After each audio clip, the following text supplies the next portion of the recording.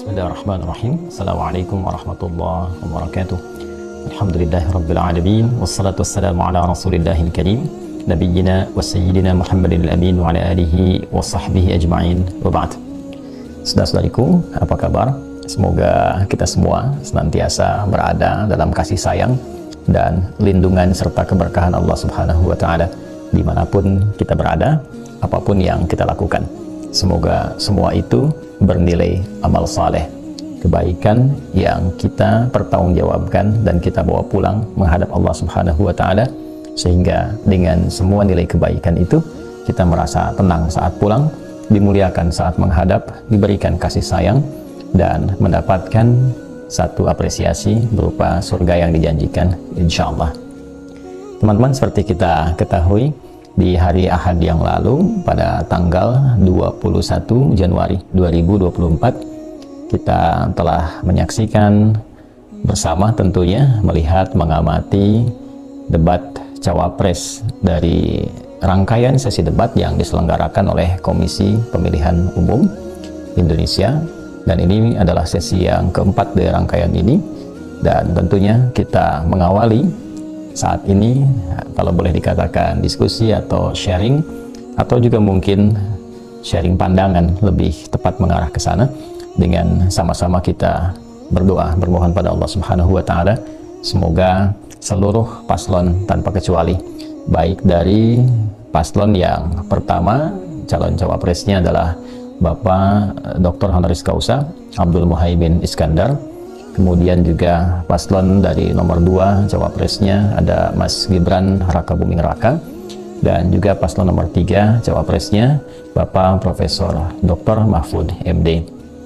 Kita mendoakan dan memohon pada Allah Subhanahu wa Ta'ala semoga ketiganya diberikan kesehatan paripurna, diberikan kekuatan yang tentunya dengan kekuatan ini kita berharap juga dapat memiliki 3 bagian dari aspek kekuatan yang dibutuhkan dalam menjalani proses seleksi menuju pemilu 2024 di bulan Februari ini. Insya Allah tepatnya di tanggal 14 Februari 2024 tentu dibutuhkan kekuatan intelektual, kekuatan fisikal, karena harus barangkali berangkat ke berbagai tempat untuk kampanye, memasyarakatkan visi dan misi yang akan ditampilkan serta diproyeksikan pada kepemimpinan mendatang. Pun demikian juga tentu saja kekuatan spiritual yang selalu terkoneksi dengan Allah Subhanahu wa Ta'ala, sehingga dari situ lahir tentu kemapanan mentalitas dan juga kebijaksanaan dalam bersikap serta berperilaku. Terkait dengan debat kemarin, tentu semua kita memiliki cara pandang yang beragam. Kalau terafiliasi dengan paslonnya masing-masing, tentu yang banyak muncul adalah kesepakatan, dan juga sangat wajar bila ada pembelaan-pembelaan, itu hal yang biasa saja. Dan bagi masyarakat yang tidak terafiliasi dengan paslon-paslon tertentu juga bisa melihat dengan cara pandang yang beragam, karena latar belakang setiap kita tentu akan berbeda-beda. Bila latar belakangnya pebisnis, dia akan melihat bagaimana paparan-paparan dimaksud yang terkait dengan peluang bisnis di masa depan, tentang investasi, tentang peluang-peluang yang mungkin bisa dimanfaatkan ke depan. Bila di dalamnya ada birokrasi atau bahkan juga abdi negara, tentu akan melihat bagaimana visi misi ini dibangun ke depan yang akan diharapkan membawa juga kemaslahatan sesuai dengan apa yang dijalani. Dan bagi rakyat kebanyakan, tentu kita semua juga ingin melihat dari 3 aspek utama tentunya, baik visi misi yang ditampilkan berupa substansinya, kemudian juga kita ingin melihat kematangan intelektualitas, kematangan spiritual, dan lebih daripada itu kita juga ingin melihat bagaimana performa keseluruhan dari seluruh cawapres ini yang kita bisa nilai secara objektif mewakili amanat undang-undang yang akan diberikan ketika terpilih, dan membawa misi itu untuk dijadikan sebagai landasan dalam memerintah selama 5 tahun ke depan, mendampingi atau berpasangan dengan presiden yang terpilih. Dalam konteks itu tentu kita bisa membagi diskusi kita ini kepada 2 bagian yang pokok. Yang pertama adalah terkait dengan pemaparan substansi di bagian awal-awal waktu yang diberikan oleh moderator, dan tentunya kita melihat setiap paslon baik itu 1, 2, dan 3 telah menyampaikan paparannya dengan sangat baik. Masing-masing memiliki cara pandang yang tentunya bisa kita nilai bersama. Saya tidak ingin masuk mengomentari 1, 2, dan 3, tapi kita lebih ingin barangkali mengeksplorasi tahapan-tahapan atau rencana-rencana yang disusun untuk mengeksekusi apa yang disampaikan dan dijelaskan dalam debat dimaksud. Boleh kita ambil contoh yang ingin saya spesifikkan. Misalnya kita ambil dulu satu kesepakatan bersama bahwa seluruh pemimpin yang diamanahi oleh Allah untuk menjadi presiden di negara Republik Indonesia ini, juga wakilnya, baik saya urutkan dari presiden pertama Insinyur Soekarno sampai dengan yang ketujuh Pak Jokowi, saya yakin semua kita bersepakat bahwa seluruhnya punya kelebihan masing-masing yang dibutuhkan oleh bangsa ini di eranya masing-masing, terlepas dari berbagai kekurangannya. Jadi presiden yang hebat kemudian adalah presiden yang mampu, ya, sekali lagi, presiden yang mampu mengakomodir, membaca, dan mengumpulkan seluruh kelebihan-kelebihan dari setiap era ini, baik presidennya ataupun wapresnya, lalu dikumpulkan semua kelebihan itu untuk dipelajari, lalu kemudian dipraktekkan pada era kepemimpinannya. Terkait dengan itu, di masa Pak Harto, saya kira di Orde Baru itu ada banyak hal positif yang bisa dilestarikan. Jadi jangan sampai pikiran tentang reformasi itu lantas meleburkan semua hal-hal positif yang mungkin juga bisa digali. Nah, ada hal-hal yang mungkin tidak sepakat, ya sudah, dengan berjalan sejarah diambil sebagai sebuah pelajaran, diperbaiki untuk ke depan disempurnakan lebih baik. Tapi yang positifnya kan bukan karena rasa tidak suka kemudian dihilangkan. Kalau dalam bahasa Quran itu, wala yajrimannakum syana'anu qaumin ya ala alla ta'dilu i'dilu huwa aqrabu littaqwa. Jangan sampai rasa tidak suka, bahkan kebencian seseorang itu menjadikan ia berpikir tidak objektif, lantas kemudian menepikan potensi-potensi kebaikan yang mungkin bisa didapatkan dari situ. Nah, ada salah satu yang sangat menarik, yaitu tentang program Repelita itu, rencana pembangunan 5 tahun.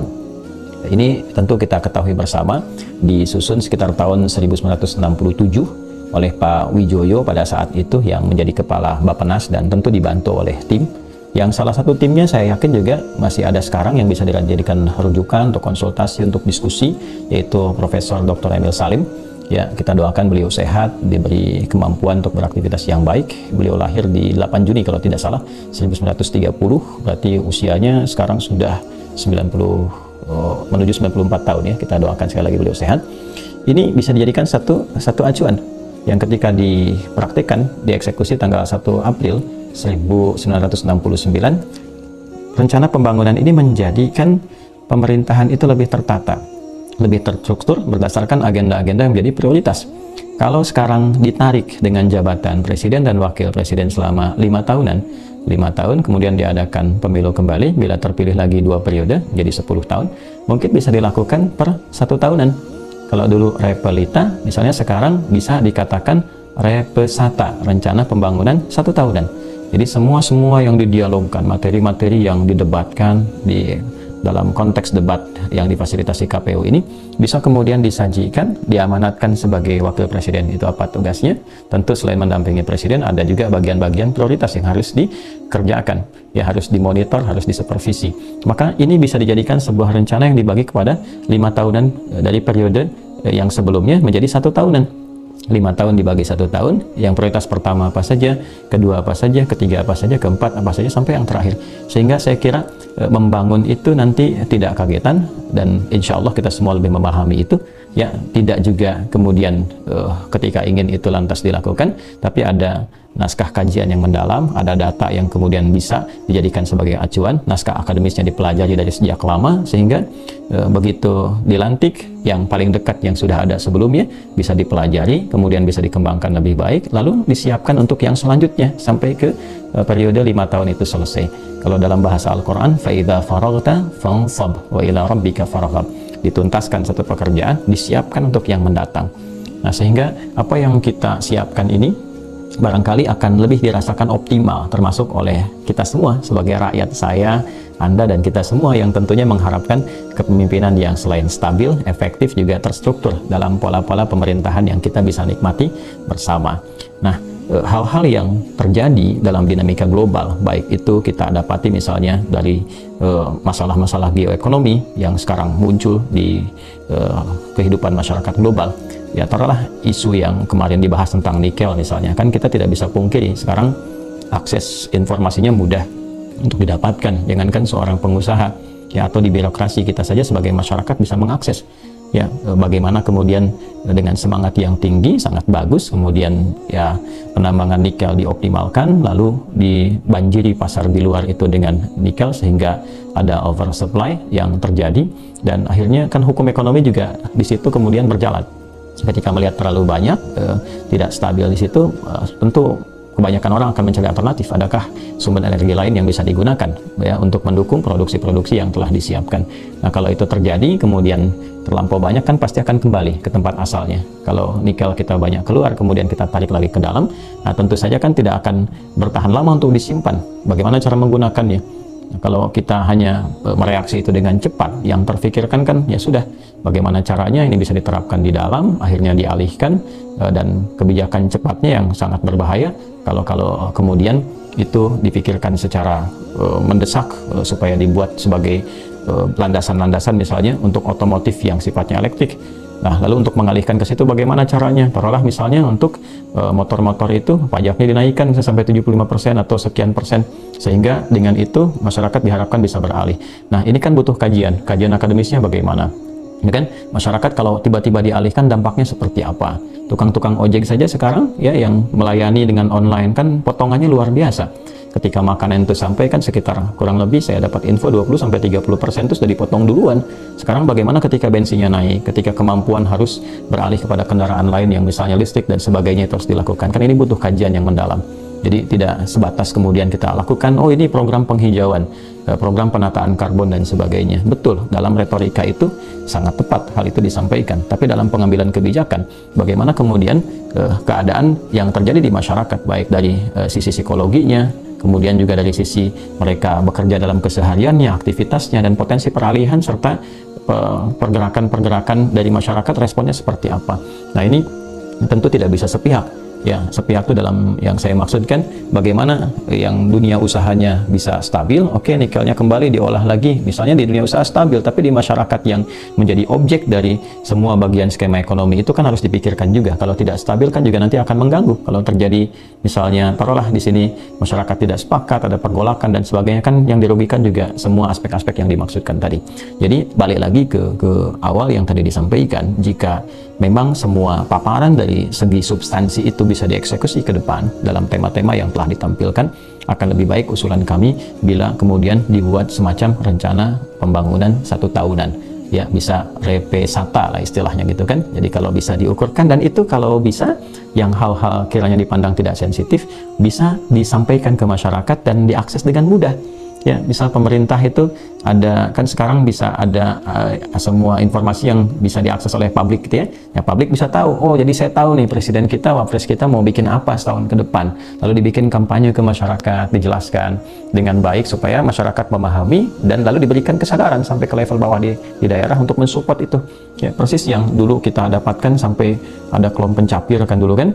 Ya, bagaimana semangat kemudian setelah itu membangun swasembada sampai kita mendapatkan juga surplus dari swasembada beras, lalu setelah itu bergeser ke ternak, ada tapos-tapos dan sebagainya. Kalau itu bisa dihidupkan kembali dalam konteks yang lebih tertata, lebih rapi, saya kira itu akan lebih positif untuk kita semua.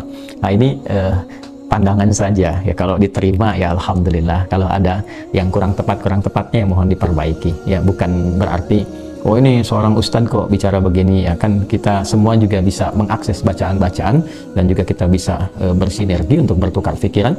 Dalam beberapa profesi ya terkadang dibutuhkan cara pandang yang saling menyempurnakan. Ya, ini yang bagian pertama. Adapun bagian kedua tentang bagaimana bertukar pikiran, yang sesi debatnya itu dimulai saling tanya dan jawab antar paslon. Saya kira kita semua juga punya kedewasaan untuk menilai. Ada 2 aspek yang kita bisa nilai dari situ. Yang pertama, kita juga diperlihatkan tentang kematangan intelektual, kematangan emosional, kematangan spiritual, dan juga kematangan fisikal. Dan semua itu justru kita bersyukur pada Allah Subhanahu wa Ta'ala, ditunjukkan oleh Allah kepada kita semua, sehingga kita bisa menilai dengan lebih lengkap. Ya, seperti apa dari semua paslon ini ditampilkan kepada kita, sehingga kita bisa melihat, oh ini yang mungkin bisa berkesesuaian dengan kebutuhan-kebutuhan wapres ke depan. Oh ini yang perlu disempurnakan. Jadi semua tim bisa menilai masyarakat bisa melihat, tim-tim konsultan dari semua paslon itu bisa mengamati, memperbaiki seperti debat-debat sebelumnya, kemudian dilihat, diperbaiki. Tapi bersyukurnya kita kepada Allah, semua itu dari gestur, dari cara menampilkan informasi, menjawab ataupun bertanya dan sebagainya, kita tidak melihat semua bagian-bagian atraktifnya atau hal-hal substantifnya. Dalam konteks ini semuanya adalah utuh tersajikan. Kematangan spiritual yang melahirkan kematangan emosional, kematangan intelektual, kematangan fisikal ditampilkan keseluruhannya, sehingga semua tugas-tugas Wapres yang akan dieksekusi ke depan diberikan kepada masyarakat. Ini loh potretnya seperti ini, kira-kira bagaimana kematangannya bisa kita lihat sehingga bisa memberikan kepada kita gambaran dan masukan untuk menentukan pilihan ke depan. Nah, terlepas dari itu, ada beberapa bagian hal yang penting yang dalam ilmu diskusi atau bahkan debat itu menjadi menarik. Ya, kami dulu di pesantren, bahkan di kampus itu alhamdulillah terbiasa dengan suasana-suasana diskusi, dengan debat dan sebagainya. Bahkan buku-buku yang terkait dengan teori-teori dan sebagainya itu sering juga kita kaji. Nah, ada beberapa yang mungkin jadi bermanfaat untuk kita bisa nilai. Semacam teori-teori, misalnya ada argumentum ya ad populum, ada argumentum ad homonym, ada argumentum ad ignorantiam, ya misalnya gitu. Itu hal-hal yang sangat menarik yang muncul dalam berbagai macam tampilan debat itu. Argumentum ad homonym itu misalnya ada satu argumentasi yang tidak substansial tapi ditampilkan misalnya secara teatrikal untuk bisa menghadirkan dua hal, mungkin juga menghadirkan kecemasan atau menghilangkan fokus dari lawan debat, bisa ada juga, atau juga mungkin bisa menutupi kekurangan substansi dari informasi yang belum bisa dimiliki, atau juga ada trik untuk menggali macam-macam. Nah, itu tampilannya kan banyak kita dapatkan dalam debat Cawapres kemarin dari berbagai paslon yang ada, baik itu 1, 2, ataupun juga 3. Ya, kalau ada argumentum ad populum itu biasanya ada statement-statement yang seakan disajikan dengan banyaknya orang mengatakan A, lalu kita menyimpulkan itu A, ya tanpa ada pembanding yang lain. Ya, jadi ketika satu datanya disampaikan, tidak ada pembanding yang lain, seakan-akan orang yang mengatakan benar secara kebanyakan, lalu kita anggap itu sebagai sebuah kebenaran. Ya, kalau di praktekkan sih sangat-sangat kita bisa lihat. Jadi kalau presentasi misalnya ada kepuasan kinerja mencapai 70%, kan ada 30%-nya yang tentunya dinilai apakah belum puas ataukah ragu-ragu dan sebagainya. Jadi kadang-kadang angka-angka besar itu ketika orang banyak mengatakan A, sehingga dipahami seakan-akan itu adalah sebuah kebenaran. Atau ignotorium, ya sesuatu dinyatakan benar sepanjang tidak disangkal. Nah, dalam debat itulah kemudian terjadi penyangkalan dan ketahanan argumentasi. Jadi satu kebenaran ketika ditampilkan diuji dengan persoalan dan pertanyaan-pertanyaan untuk bisa menunjukkan kekokohan dari baik argumentasi ataupun kebenaran informasi itu. Ya, tapi juga kita bisa melihat kadang-kadang kan ada yang ditampilkan seakan-akan semuanya benar karena nggak pernah disangkal, gitu kan? Termasuk yang materi kemarin ditampilkan misalnya tentang food estate, disemarakan di masyarakat, diujikan tanamnya sekian, sehingga kan informasi yang sampai itu yang diterima oleh masyarakat. Nah, bagaimana menguji bahwa itu benar? Ya, kalau kita tidak uji, maka itu menjadi nanti argumentum ad ignotorium. Jadi seakan-akan karena tidak pernah diuji, ya tadi kita tidak ketahuan di mana kurangnya atau di mana benarnya, maka muncullah kemudian pertanyaan untuk menguji. Jadi itu sebenarnya biasa dalam teknik debat itu. Jadi kalau ada yang sudah matang diuji untuk bisa menguji kekokohannya, tapi kalau ada yang persepsinya seperti benar, kemudian diuji dengan pertanyaan atau informasi lain sebagai pembanding untuk menguji konsistensi kebenarannya, atau ada hal yang kurang benar yang belum terungkap sehingga ke depan diperbaiki. Nah, niat baik ini yang sebetulnya harus dimunculkan untuk ke depan. Ya, gagasan-gagasan yang sudah ada rencana food estate, ada rencana ini, ada rencana itu untuk ke depan. Ya, kita lihat kalau dalam suasana debat ada informasi lain, maka bagaimana kemudian kalau kurang diperbaiki ke depan, ya kan? Nah, kalau kemudian ada kelebihan diapresiasi, sehingga di sini fair, sini berjalan objektif, dan suasana ketenangan, kedamaian, dan keceriaan itu muncul. Dan kalaupun ada hangat-hangat, ya terjadinya dalam konstelasi itu saja. Ya, diharapkan sih tidak banyak keluar gitu ya. Jadi yang disuguhkan kepada masyarakat itu bisa menikmati semua hal-hal positif yang bisa didapatkan. Alangkah indahnya kalau setelah itu, ya seperti pernah saya sampaikan, masing-masing bisa bersalaman, foto bersama, lalu membuat sebuah narasi yang menenangkan ke publik. Berbarengan tentunya kalau ini semua bisa dilakukan, ya tentu ini tidak mudah, karena dalam proses menuju pemilu itu semua akan bersaing. dan akan mengeluarkan aura dan cakranya masing-masing ya, dalam tanda petik ya, untuk bisa saling menampilkan visi misi yang ditampilkan ke masyarakat. Tapi ingat, yang paling penting itu politik kita itu dari awal itu disusun dan diarahkan menuju politik kebangsaan yang membangun. Ya, bukan politik kanalisasi, bukan politik parsial demi kepentingan-kepentingan sesaat. Itu yang paling penting diketahui dan juga ditanamkan pada diri kita sebagai bagian dari warga dan tentunya yang sangat mencintai Negara Kesatuan Republik Indonesia ini. Saya kira itu dua hal yang mungkin bisa kita dapatkan, dan sebagai penutup yang ketiganya tentu kita selalu berharap apapun yang sekarang ditampilkan, semua memiliki niat baik untuk membangun bangsa ini, untuk membawa kesejahteraan bagi seluruh masyarakat. Saya ingin mengingatkan, betapapun kita keras, teguh dan serius dalam berikhtiar, berlomba menarik simpati sampai mendapat kedudukan, pada akhirnya penting disadari pada seluruh calon capres dan cawapres ini, itu adalah amanah dari Allah. Mohon tanamkan itu, amanah dari Allah yang satu saat akan dipertanggungjawabkan. Dan kita tidak tahu siapa di antara tiga paslon ini yang Allah tetapkan. Karena itu hendaknya kita semua berhusnudzan kepada Allah Subhanahu wa Ta'ala dengan bersikap baik pada semua aspek, berjalan dengan cara yang benar, berikhtiar dengan cara yang lurus, jauhkan dari segala hal yang tidak baik, karena semua itu tercatat dan semua itu akan berpengaruh pada perilaku setelah terpilih itu terjadi. Setelah amanah itu didapatkan, apa yang setelah dikerjakan itu yang akan memberikan semua aura-aura emosional, semua aura intelektual, semua rencana-rencana setelah amanah itu didapatkan. Tapi semua kedudukan pasti ditinggalkan dan hisab itu pasti didatangi. Karena itu semoga Allah sekali lagi melindungi kita semua, menghadirkan kedamaian dalam kehidupan berbangsa bernegara, merahmati kita semua. Terima kasih, maafkan saya, Adi Hidayat. Assalamualaikum warahmatullahi wabarakatuh.